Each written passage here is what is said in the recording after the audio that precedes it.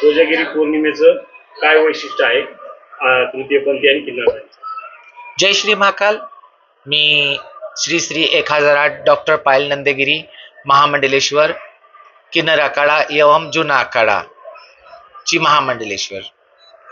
कोजागिरीचं महत्व असं आहे की जेव्हा आई शिलांगण खेळून आल्याच्या नंतर जेव्हा ती निद्रा अवस्थेत जायची होती, त्यावेळेस बाया माणसं सगळ्यांना ती बोलली की ना तुम्ही आपल्या आपल्या घरी जा, मला निद्रा अवस्थेत जायचंय. तर गेल्याच्या नंतर 5 दिवसांनी जेव्हा ती जागी झाल्याच्या नंतर त्यानंतर ती बघितलं तर कोणच नव्हतं.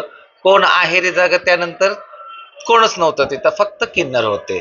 तर बोलले बाई माणूस सगळे घरी गेले, फक्त किन्नरच आहे इथं.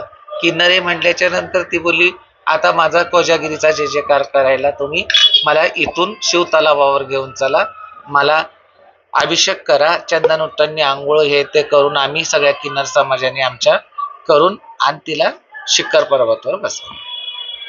चंद्राला साक्षी ठेवून दूध वाटप करून ही कोजागिरी आम्ही संपन्न करतो.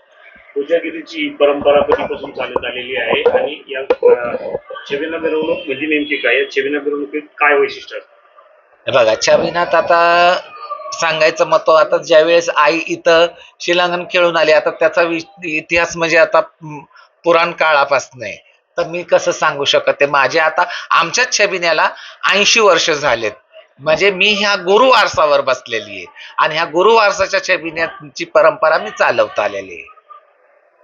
काय मिरवणुकीचं बघा, आमची पारंपरिक छबिन्याचं महत्व म्हणल्याच्या नंतर पारंपरिक आमच्या छबिन्यामध्ये वाद्य असतात, संबळ असतात, हलगी असतात आणि शिवाय ढोल पथक पण असतात. आता नवीन निघले, म्हणजे ज्या वेळेस पूर्वीचे आमचे गुरु गोसावी ज्या वेळेस संबळावर छबिना काढत होते, हलग्यांवर छबिना काढत होते, आता नवीन रूढीचं तर आम्ही तेही वाद्य ठेवून ढोल पथक पण ठेवतो.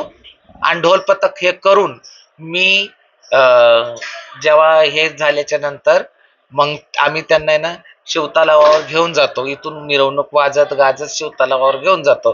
घेऊन गेल्याच्या नंतर जेव्हा आईला तिथं बसवतो तिथं, आणि त्यानंतर आम्ही चंदन उट्टण हळद कुंकू याचा अभिषेक घालतो. दह्या दुधाचा पंचामृताचा अभिषेक घालून तिचा अभिषेक करून तिला जय जयकार करून तिची आरती करून आणि आम्ही छबिना काढतो.